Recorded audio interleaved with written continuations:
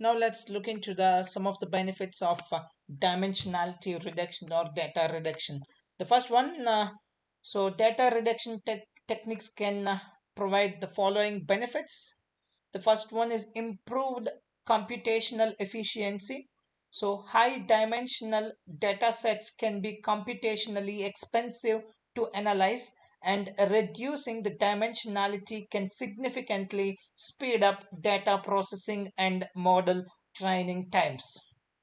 Two, a reduced risk of overfitting. High dimensional data sets are prone to overfitting, so where models may learn noise or irrelevant patterns from the data. So dimensionality reduction can help mitigate the risk by reducing the complexity of the data set. And the third one, enhanced interpretability. Lower dimensional representations of the data can be easier to interpret and visualize, making it simpler to understand the underlying patterns and relationships in the data. The fourth one, noise reduction.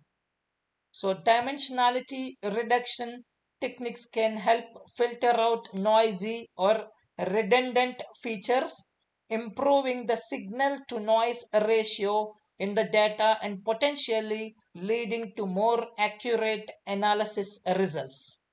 So, however, it's important to note that data reduction is not always appropriate for every data set or problem.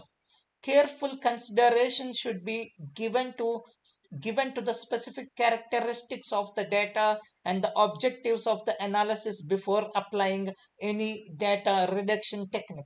Additionally, it's essential to assess the impact of the data reduction on the final analysis or machine learning models and validate the results to ensure they are still meaningful and accurate.